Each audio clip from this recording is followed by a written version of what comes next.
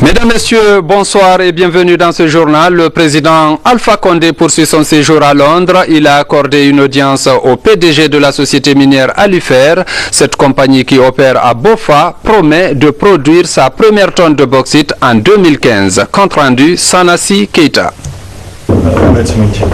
Le développement des activités de la société Alifer en Guinée. C'est en substance ce qui ressort de ces discussions entre le président de la République et le responsable de cette société spécialisée dans le domaine de l'exploitation de la bauxite. La société Alifer est une société qui opère chez nous dans le domaine de la bauxite à Bofa. Et le directeur guinéen de la compagnie a présenté au président le point du développement de leur projet et il y a eu certaines discussions opérationnelles avec le président et effectivement tout s'est très bien passé et le président a demandé à ce que je fasse tout pour que cette compagnie puisse travailler normalement dans le pays avec les conditions requises. En 2015, la société Alifer entend mettre tout en œuvre pour avoir sa première production. La compagnie a informé le président qu'ils sont décidés à tout mettre en œuvre pour avoir leur première production en 2015. Chose que le président a encouragé et la compagnie a fait encore savoir au président qu'ils ont d'autres activités en Guinée qui veulent faire financer à partir de revenus qui vont être générés par l'exploitation de leurs produits en 2015. Alifer compte aussi s'impliquer activement dans d'autres activités en Guinée pour davantage soutenir la politique de développement du chef de l'État. Toujours au royaume de la Grande-Bretagne, la reine Elisabeth II a fêté hier l'an 60 de son couronnement. Plusieurs chefs d'État ont participé aux festivités. Le président Alpha Condé était parmi les hôtes de marque de la reine. Sanassi Keita commente les images de nos confrères britanniques. Suivez.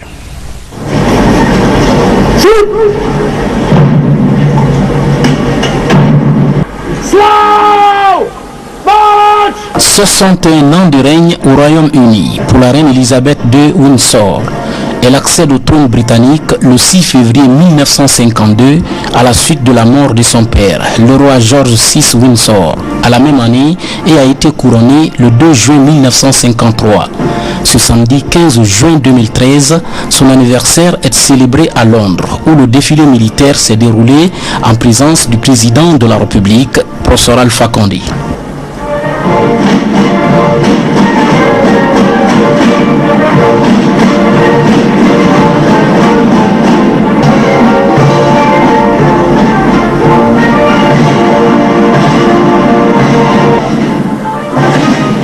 L'instant est solennel. Nombreuses sont les populations britanniques et personnalités étrangères qui ont rehaussé de leur présence cette fête anniversaire. Une cérémonie qui marque les 60 ans de couronnement de la reine d'Angleterre, Elisabeth II, qui a soufflé ce samedi 15 juin 2013 ses 60 ans de bougie.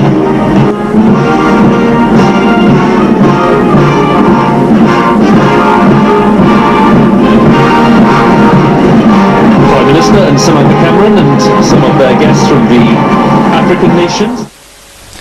L'urgence médicale internationale poursuit sa caravane dans les différentes préfectures de la Guinée. Après Forekaria, c'est à Koya que cette ONG s'est rendue pour donner des soins médicaux aux populations. La cérémonie s'est déroulée en présence du ministre de la Communication, président de la dite caravane. Compte rendu, Cheikh Sankon. Cette caravane humanitaire d'urgence médicale internationale qui se propose d'sillonner 13 villes des 4 régions naturelles de la Guinée était ce jeudi à Koya pour la deuxième étape de son opération après celle de Forekaria. Fidèle à sa vocation, celle de promouvoir la médecine de proximité, l'ONG Urgence médicale internationale rassemble les professionnels du secteur de la santé dans une structure opérationnelle au service des populations défavorisées.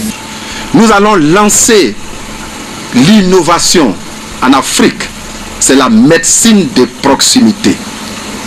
Nous allons faire en sorte qu'ici en Guinée, chaque famille ait un médecin. Nous allons y mettre les numéros de téléphone. Quand il y a un problème de santé, Le père de famille appelle urgence médicale et le médecin se déplace jusqu'à domicile pour porter les soins. Les populations du Smbouya se sont réjouies d'être choisies par cette ONG. Le lancement de la caravane humanitaire n'est donc pas fortuit. Il est le résultat d'une prise de conscience des difficultés d'accès aux soins de santé primaires de notre population. Quel bonheur et quelle joie suscitée dans tous les cœurs. Au nom du parrain de la préfecture de Koya et du gouvernement tout entier, Toba Césaire Pogomo a fait savoir tout l'intérêt que le président de la République accorde à la santé des populations guinéennes. Avant de procéder aux consultations et à la distribution gratuite des médicaments, des prières et des bénédictions ont été faites. La journée de l'enfant africain a été célébrée en Guinée vendredi. Cette journée a été mise à profit par les enfants pour insister sur le respect de leurs droits. C'était à Kobaya, dans la commune de Ratoma. Le point avec Mohamed Kourouma.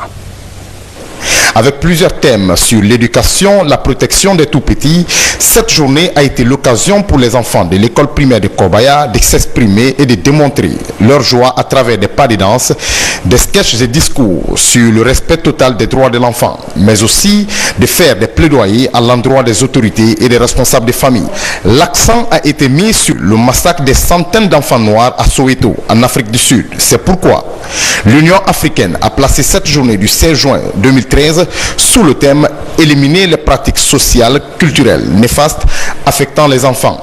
En Guinée, plusieurs enfants sont soumis à des pratiques indécentes telles que les travaux forcés dans les mines, la mendicité, les mutilations génitales féminines. Parlant de la mutilation, la Guinée, selon les statistiques, est le pays qui a le taux de prévalence le plus élevé de l'Afrique de l'Ouest, soit 96% des filles et femmes de 15 à 49 ans sont victimes de ces pratiques. Une pratique devenue culturelle qui pourtant a des conséquences néfastes sur la santé physique et mentale des filles et femmes. À quand l'abandon de ces pratiques et quelle politique viable et fiable pourrait-on envisager pour qu'enfin le droit des tout-petits ne soit plus un vain mot? En Guinée, le mois de juin de chaque année est consacré aux enfants. En dépit des efforts déployés par le gouvernement guinéen pour la protection de ces enfants, nombreux sont encore dans les rues, comme le constate notre reporter Sekou Souma. Suivez. Nombreux sont aujourd'hui des enfants dont l'âge varie entre 7 et 15 ans que l'on retrouve dans les rues de Conakry sans situation. D'autres sont dans les mines et carrières à la recherche de leur quotidien. À l'image de ces enfants occupant les artères de la cité, chemins de fer et autres carrefours de la capitale, beaucoup sont tous issus des familles déshéritées. La question lancinante que l'on se pose aujourd'hui est de savoir s'il existe dans les structures de l'État un service chargé de la protection de l'enfance. Le vide est tellement profond à ce niveau que leur calvaire est sans limite. J'ai grandi dans ce métier. Depuis à bas âge, nous sommes de Conakry. Depuis que je suis rentré là, il n'y a pas d'autre activité. Il y a des enfants ici, dès qu'ils quittent l'école, ils viennent chercher leur pain pour ne pas que les parents soient trop surchargés.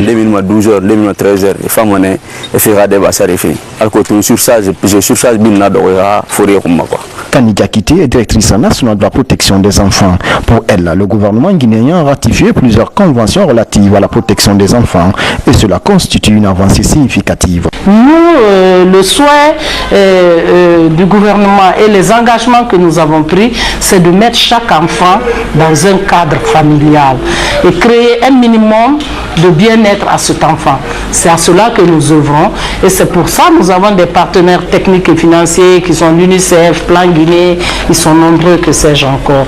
Donc ils sont là, qui nous aident vraiment à mettre ça, ce sont vraiment nos bras et nos outils de travail. Nous sommes là pour défendre la cause des enfants, c'est pour ça que nous faisons du plaidoyer, nous faisons souvent de la mobilisation sociale pour sensibiliser les communautés à se prendre effectivement en charge. En attendant de trouver une politique adéquate pour la protection et la promotion des enfants qui constituent la pépinière de cette nation, ces derniers continueront à souffrir sans espoir en attendant un lendemain meilleur. La conception, l'élaboration, la gestion des microprojets ainsi que leur rentabilité financière étaient au centre des débats lors de la rencontre organisée à Kindia par le département des affaires sociales. Objectif, trouver les voies et moyens pour le renforcement des capacités opérationnelles de centres d'appui à l'autopromotion féminine en Guinée. Reportage Mikini Moussa Kamara. Contribuer au renforcement des capacités institutionnelles et opérationnelles des centres d'appui à l'autopromotion féminine, c'est l'objectif que s'est assigné le ministère des Affaires sociales, de la promotion féminine et de l'enfance à travers la Direction nationale du service technique au CAF. Cet atelier vise à aider nos braves femmes, plus particulièrement les directrices des centres d'appui à l'autopromotion des différentes préfectures, à élaborer des projets bancables au niveau des microfinances. Une démarche qui vise à rapprocher les couches vulnérables, les décideurs politiques et les partenaires au développement en vue d'apporter plus de moyens pour l'autonomisation de la dite couche. C'est les femmes des CAF, animatrices des CAF et les monitrices dans le même cadre qui se sont rencontrées pour améliorer leurs connaissances et pour les permettre d'atteindre leur objectif en sachant comment monter les projets générateurs de revenus et comment aller vers les bailleurs pour avoir ce dont elles ont besoin. La 23e Assemblée générale de WACF BID Guinée a porté sur l'amélioration des infrastructures scolaires, je voulais dire le financement des bourses d'études et l'appui aux foyers coraniques. Pour cette année, le budget prévisionnel s'élève à plus de 4 milliards de francs guinéens. Compte rendu, Hadja Ramatoulaye Touré. Au cours de cette 23e assemblée, plusieurs points sont abordés. L'amélioration des infrastructures scolaires et universitaires, l'équipement des institutions d'enseignement, le financement des bourses d'études, l'appui aux foyers coraniques. Au compte de l'année 2013, le budget prévisionnel est estimé à 4 milliards 127 millions 428 560 francs guinéens. Ce budget est reparti comme suit. Domaine infrastructurel, 2 milliards 277 millions 428 650 francs guinéens. Le WACF BID Guinée est une institution caritative qui évolue dans l'éducation et assiste les personnes vulnérables dans plusieurs pays du monde. La lutte contre la désertification célébrée chaque année a permis aux spécialistes de l'environnement de notre pays de réfléchir sur les dispositions nécessaires pour la sauvegarde de notre écosystème. Le constat avec Mamadou Alpha Baldé. Les effets négatifs du changement climatique continuent de préoccuper le monde. Selon les spécialistes, 70% de la surface du globe est couverte d'eau. Seulement 1% de cette eau est utilisable par les écosystèmes et les hommes. Les mauvaises pratiques agricoles contribuent aussi à la dégradation de l'environnement. L'agriculture utilise 70 à 90% de l'eau disponible. Les mauvaises pratiques agricoles polluent les sources d'eau douce, provoquent la dégradation des terres et la baisse de la nappe phréatique, entraînant ainsi des pénuries d'eau majeures.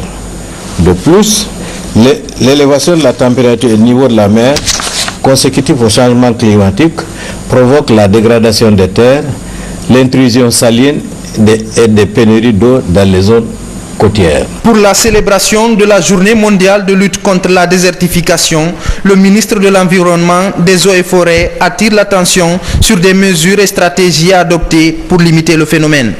Il convient en effet, entre autres, de recadrer les politiques nationales, encourager la gestion durable des terres, mettre en place des systèmes d'alerte précoce et trouver des solutions alternatives à l'agriculture de subsistance et à l'élevage extensif. La société civile, les universitaires, les éducateurs, les médias et autres acteurs de la vie sociale sont invités à s'investir dans la sensibilisation sur les enjeux de la gestion des terres et des ressources en eau disponibles. L'Université générale Lansana Conté de Sonfonia délivre désormais le titre de doctorat. L'un des premiers cadres à franchir ce cap est Salim Fofana. Il a soutenu sur les facteurs déterminant le développement et la survie des entreprises familiales avicoles en Guinée. Mohamed Sankon a suivi cette cérémonie. Voici son compte rendu. Si le secteur de l'aviculture fait des erreurs au niveau de certaines familles, son impact sur l'économie nationale est encore négligeable. L'Université générale Lansana Conté de Sonfonia s'engage dans la dynamique de répondre aux problèmes du pays. C'est un document de 113 pages qui est produit par Dr Salim Fofana. Il traite de toute la problématique de l'aviculture en Guinée, avec à la clé les critères de performance, les modalités de financement et l'accès au crédit. Les études ont montré qu'il y a un certain nombre de paramètres qui déterminent effectivement la survie de ces entreprises. Ces paramètres, c'est notamment la compétence en élevage, la compétence également en gestion. Il ne s'agit pas seulement de produire, mais il faut savoir gérer. Et également la compétence commerciale de ces entrepreneurs et la capacité à préparer la relève. L'Université générale Lansana Conté de Sonfonia s'engage donc dans la dynamique de l'innovation pédagogique et académique.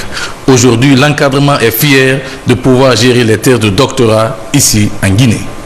Je crois que le moment est venu, avec le système LMD, de compléter carrément la formation en passant de la licence au master et du master au doctorat. Avec la présentation des thèses de doctorat en Guinée, l'Université générale Lansana Conté de Sonfonia s'inscrit sur la liste des universités modernes répondant aux aspirations du peuple.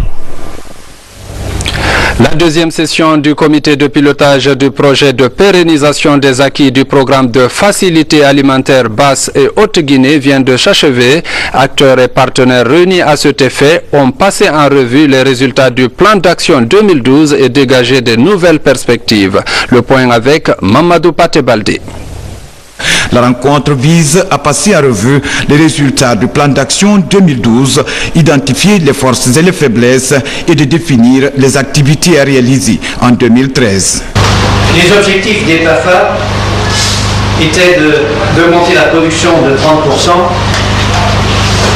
d'améliorer la stabilité alimentaire et en fin de compte d'augmenter les revenus des bénéficiaires de 25%. Sur le financement de l'Union européenne et de la DGD belge, piloté par l'ONG Trias et ses partenaires RGTADI, ATC, Agitep et CAFODEC, les actions exécutées ont porté essentiellement sur les aménagements hydro-agricoles, la protection des domaines cultivables, la formation des bénéficiaires, l'appui au réseau de distribution des intrants RDI et l'octroi des crédits.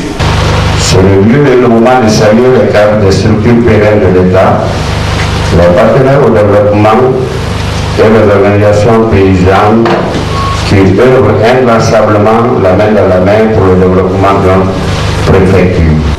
Malgré ces performances, des difficultés liées au prix élevé des machines aratoires et post-récolte, la hausse des prix des produits vétérinaires, la mobilisation difficile des bénéficiaires des sites à protéger et à aménager et l'acquisition difficile des matières premières de récupération par les forgerons formés pour la fabrication des pièces de rechange ont été identifiées comme principales contraintes liées à l'exécution des activités. Un incendie s'est déclaré cet après-midi dans la famille du professeur Amara Sissé dans le quartier Koulewondi, c'est dans la commune de Kaloum. Pas de perte en vies humaines, mais on enregistre des dégâts matériels importants. Reportage François Mara. Tout est parti en fumée suite à un incendie qui s'est déclaré dans les environs de 14 h ce samedi. Selon les témoins, un court-circuit serait à l'origine de ce drame qui a provoqué assez de dégâts matériels, mais pas de perte en vie humaine. Un seul coup comme ça, moi j'étais dehors, maman m'a appelé qu'il y a eu feu dans la chambre de mon cousin.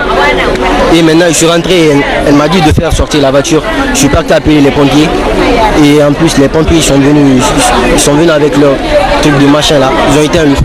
Grâce au voisinage et l'aide des sapeurs-pompiers déployés sur les lieux, l'incendie a été vite maîtrisé. Pour l'heure, la famille Sissé dort à la belle étoile faute d'abri. Elle compte donc sur les bonnes volontés et les autorités pour lui venir en aide. Sur le continent, le président Jacob Zuma appelle la jeunesse sud-africaine à s'approprier l'héritage de Nelson Mandela, malade et puis alité. Le point, c'est dans ce reportage de nos confrères d'ITV.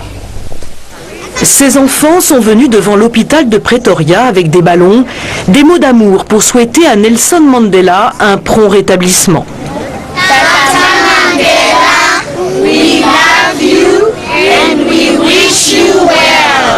Alors que le héros de la lutte anti-apartheid entame son 7e jour d'hospitalisation, les Sud-Africains restent suspendus au bulletin de santé. Nous amenons les enfants ici parce qu'ils en ont entendu parler. Ils voient aux infos à la télé que Tata Mandela est à l'hôpital et ils savent que nous leur enseignons la culture et l'histoire de l'Afrique du Sud. Tandis que l'Afrique du Sud prie pour Nelson Mandela, le président Jacob Zuma s'est rendu dans le township de Soweto. Il a déposé une gerbe pour rendre hommage à Hector Peterson, ce jeune garçon de 13 ans tué en 1976 pendant l'insurrection étudiante, devenu depuis le symbole de la résistance de la jeunesse à l'apartheid. Cette rencontre de Jacob Zuma avec les habitants d'Orlando West, et notamment avec les jeunes, avait surtout des allures de campagne électorale. Le président leur a demandé de s'inscrire sur les listes, puis il a prononcé un discours appelant à l'unité du pays. Aujourd'hui, nous ne recourons pas à la violence. Nous profitons de ce moment pour rassembler, être ensemble et ne faire qu'un. La nation de Tata Nelson Mandela, c'est une nation où nous sommes tous unis. Jacob Zuma sera candidat à sa propre succession. Le président sud-africain a profité de cette occasion pour prévenir qu'il ne laissera aucun autre parti que l'ANC s'approprier l'héritage de Nelson Mandela. Ailleurs dans le monde, le projet d'élargissement du canal de Panama est en cours d'achèvement. Les images de ce grand chantier dans ce reportage. Suivez. Si les travaux ne prennent pas de retard, en 2014, à l'occasion de son centenaire, le canal de Panama ouvrira ses nouvelles écluses aux immenses navires, les Post-Panamax, qui ne pouvaient jusqu'alors traverser l'isthme. Au-delà de la date de remise officielle de l'ouvrage, il en coûtera 300 000 $ par jour aux entreprises retardataires. Une inauguration qui mettra fin au chantier titanesque sur lequel auront travaillé 20 000 hommes depuis 2007 pour un coût de 5 milliards $, un chantier rempli d'espoir. Nous espérons une augmentation des exportations une fois l'agrandissement du canal. Des travaux devenus nécessaires, 90% des marchandises du commerce international empruntent les voies maritimes. La demande de matières premières et le rôle croissant des économies d'Asie du Sud ont entraîné une forte croissance du transport maritime. C'est la route principale pour les exportations vers le golfe du Mexique, puis vers l'Asie, principalement le Japon, la Corée, Taïwan et possiblement la Chine. Actuellement emprunté par des navires de 80 à 85 000 tonnes et des porte-conteneurs de 5 000 conteneurs, avec l'ouverture de nouvelles écluses, des bateaux de 170 000 tonnes et des porte-conteneurs géants pourront franchir les 80 km du canal qui met en connexion les deux océans. Tout dépendra du retour sur investissement de ces travaux. Il faut voir comment la voie maritime du canal de Panama se développera par rapport à la concurrence des autres trajets. Un canal qui devra faire face à la concurrence des autres routes gratuites, avec notamment la possibilité d'un passage nord-ouest de l'océan Arctique. Sport football au compte de la 5e journée des éliminatoires du Mondial Brésil 2014. La Guinée a battu le Zimbabwe sur un score d'1-0. Malgré cette victoire, la Guinée est éliminée. L'Égypte totalise 15 points sur 18 possibles et la Guinée a 10 points avant la 6e journée. C'était une dépêche de Kadiatou Traoré. Mesdames, Messieurs, c'est tout pour ce journal. Merci de votre aimable attention et bonne suite de programmes sur la télévision nationale.